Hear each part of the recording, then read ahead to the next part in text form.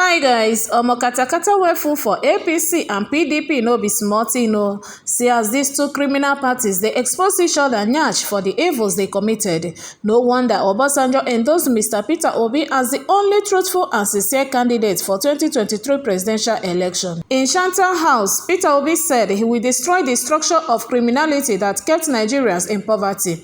Guys, APC and PDP are one. They are the evil structures. Guys, make una watch this video and hear what Festus Kayemo said about Atiku Abubakar. And don't forget to share your thoughts with us. Senior Advocate of Nigeria and the spokesperson of the APC Presidential Campaign Council, Mr. Festus Kayemo. Thank you so much indeed for coming. Thank you for inviting me today. Yeah. That portion, of course, there are other parts of that video which, if we are forced to play on the program, we might be able to do that. But that portion where Mike said it's the voice of Atiku Abubakar, although it has been denied by the PDP to say it's being a forged or doctored voice of Atiku Abubakar. And in fact, part of that conversation yesterday was Senator Dino Melaye said that man was never officially engaged by Atiku, his family, or the PDP. So why does this bother the APC? Well, thank you.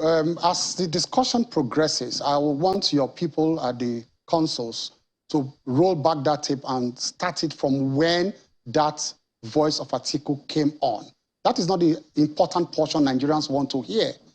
When Atiku started that phone call is the most important. So as we talk, once they get that portion, they should please play it for Nigerians to see, because they want to elect a man who has a very dubious, past. But let me explain. Based on your... So when you say when you say someone has a dubious past, yes, you need to be able to give evidence of that. So it has not been confirmed by any court of law that he has a dubious past. So let me explain for you. I'm trying to say so that you're not being libelous on the program tonight. There have been Senate confirmations here and there that indicted him, but we'll come to that. But I mean, both here no and court of law has not indicted him. Well, so, Senior Advocate, would you like to withdraw that? Well, I will not withdraw it because I can Why defend would you it. not? I'll defend it anywhere.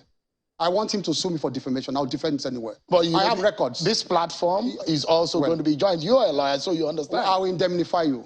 No, I said it on there. Because you've said it. I will indemnify you. It doesn't work like that. Now, let me explain. So because I like it, because you need to be able to defend what you've said about that dubious... That's what I want to present. Please go ahead. Yes. Now, let us start this conversation by looking at the credibility of the source, the authenticity and credibility of the source of the information. Any good journalist or even investigator, that's how you start. When you get a whistleblower's information, the first thing you do is to profile that person and say, is this credible? This source, is it credible or authentic? And how do you do that?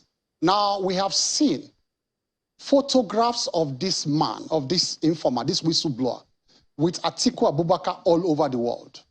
If you have those pictures, you can show Nigerians for them to see. I have them here. But you can go to the internet and go to his Twitter page. All his pictures are there, all over the world. You have seen emails, private emails, which we have authenticated between Atiku Abubakar and himself. Very private emails that they exchanged over the years. We have confirmed that. We have seen letters of appointment, which of course, one of, this spokesperson, the Garula spokesperson, came to say yesterday, and was denying it openly. Look, the letters of appointment were signed by Raymond Dokbesi. Another one was signed by the son, Mohammed Atiku Abubakar, the son of Abubakar.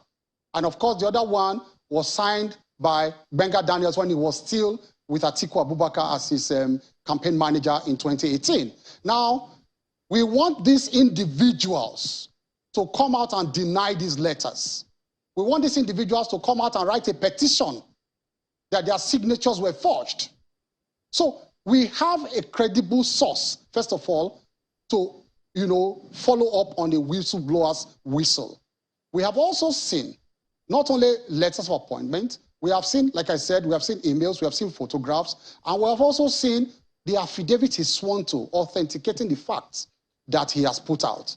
Now, so that is the first part of this conversation, the authenticity of the source. We can then, confirm it. The second one, really, is to confirm the corroborating evidence around the information contained in that video clip or that audio clip. In other words, the question you should be asking yourself is that the information that was contained in that audio clip, do you have other corroborating evidence that confirms that such, transactions took place?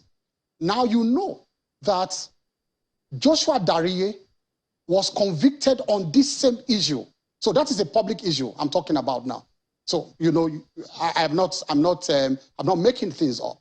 One of the counts upon which Joshua Dariye was convicted upon was that there was 100 million naira he took from the Plateau State account and paid to this same Marine Float account. And in his confessional statement to the EFCC at that time, before they, charged him to court, I prosecuted for the EFCC. I've been a prosecutor all these years. He said that this money was a money he gave to Atiku Abubakar.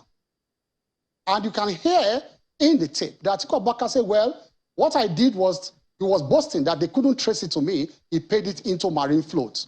And that was the account. That's why I said we need to play that tape from the beginning, where Atiku Abubakar said, look, when they came into office, the first thing they decided that he approached Obasanjo, then his boss, and said, how do we get money out of the system? And then he said, give me 3 names. He told Obasanjo, give me 3 names. Those 3 names, I'll use them to form a company. And that is a company by which we are going to house slush funds. What were they going to do with these 3 companies? One of these companies was Marine Float.